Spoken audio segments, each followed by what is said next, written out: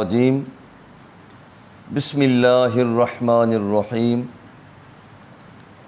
حامدا و مصلیا قال اللہ تبارک و تعالی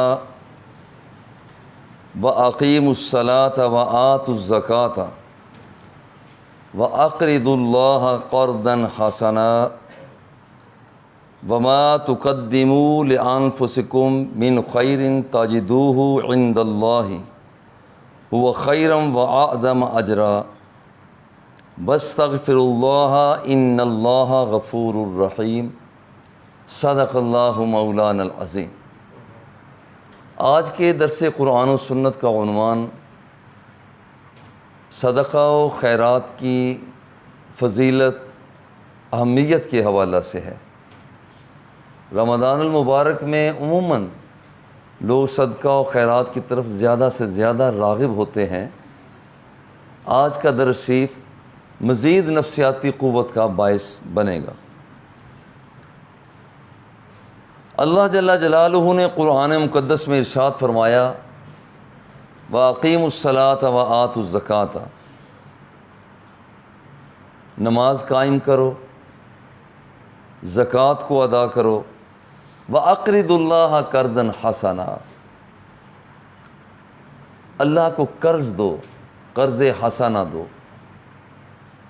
اللہ کو قرض دینے کا مطلب ہے کہ اللہ کے دین کے کاموں میں لگاؤ جہاں پر اس کی مخلوق کو فائدہ ہو، یہ ہے اللہ کو قرض دینا۔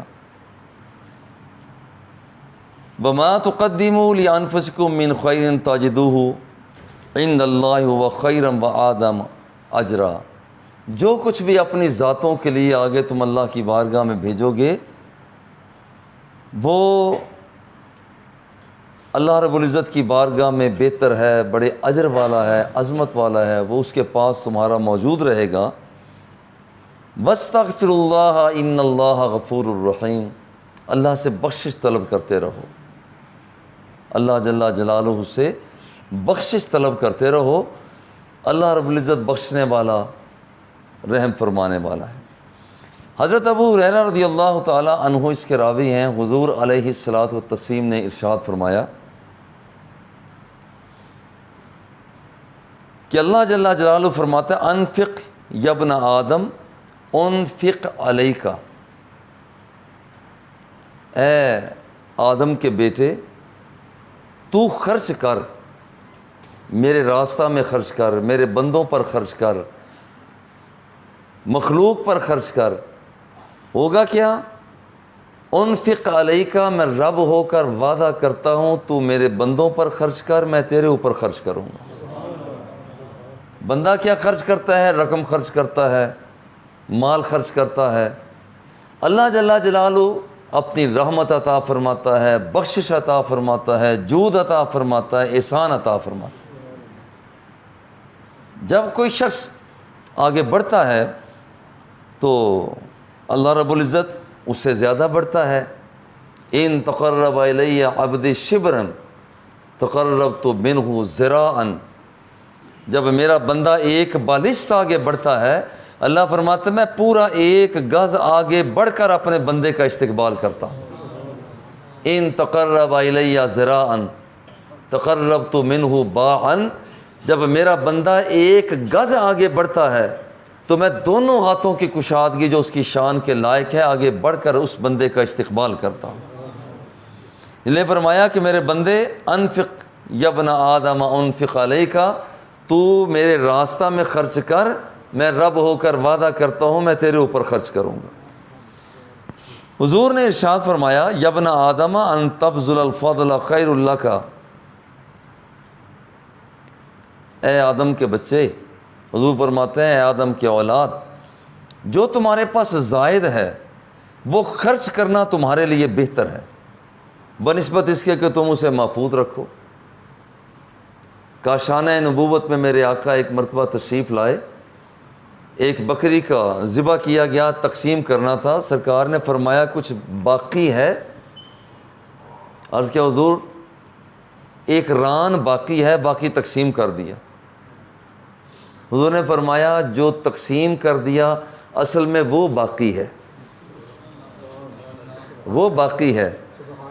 یہ جو اب پڑا ہوا ہے یہ باقی نہیں ہے، وہ باقی ہے۔ جو شخص اللہ کے راستہ میں خرچ کرتا ہے وہ اصل میں باقی ہوا کرتا ہے۔ وَأَن تُمْسِكَهُ شَرٌّ لَكَ، اور زائد مال جس وقت تم روک رکھتے ہو وہ تمہارے لیے وہ شر کا باعث بن جاتا ہے۔ وَلَا تُلَامُ عَلَىٰ كَفَافٍ، اور یاد رکھو کہ جتنا کتنا اپنی ضرورت کا ہے ضرورت کے مطابق خرچ کرنا، میسر کرنا، اس میں کوئی حرج کی بات نہیں ہے۔ وَابْدَأْ بِمَنْ تَعُولُ، دیکھو جو تمہارے گھر کے افراد ہیں سب سے پہلے افتتاح وہاں سے کرو۔ کچھ لوگ ایسے ہیں وہ باہر تو خرچ کرتے ہیں مگر گھر میں خرچ نہیں کرتے، حالانکہ گھر میں خرچ کرنا بذات خود، گھر میں خرچ کرنا یہ اللہ رب العزت کی بارگاہ میں اس خرچ کرنے والے کے لیے صدقہ و خیرات بن جاتا ہے۔ ایک حدیث پاک میں آتا ہے کہ یہ جو تم ایک لقمہ اپنے اہل خانہ کو دیتے ہو اصل میں وہ بھی رب ذوالجلال تمہاری طرف سے صدقہ و خیرات بنا دیتا ہے۔ اللہ کے خرچ بھی گھر میں کیا ہے مگر رب ذوالجلال اسے صدقہ و خیرات بنا دیتا ہے۔ اچھا، اب صدقہ و خیرات کرنے کا جو بہت بڑا فائدہ ہے وہ یہ ہے کہ رب کا غضب، رب کا غصہ یہ صدقہ و خیرات ٹھنڈا کر دیتا ہے۔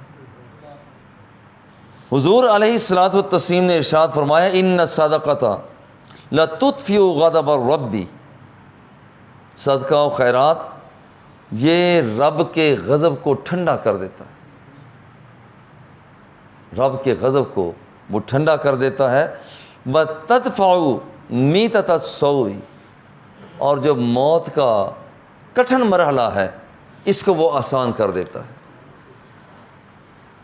اور بہترین صدقہ کے حوالہ سے کیا ہے؟ بہترین افضل الصدقات ان تشبع کبدا جائعا، جو ذی روح چیزیں ہیں جیسے انسان ہو گیا، جانور ہو گئے، پرندے ہو گئے، جو شخص ان کے ہاں صدقہ و خیرات کرتا ہے اصل میں بہترین صدقہ یہ ہے۔ آپ نے دیکھا ہوگا بعض لوگ پرندوں کو کوئی چیزیں ڈال دیتے ہیں، نہروں کے اندر کوئی چیز پھینک دیتے ہیں۔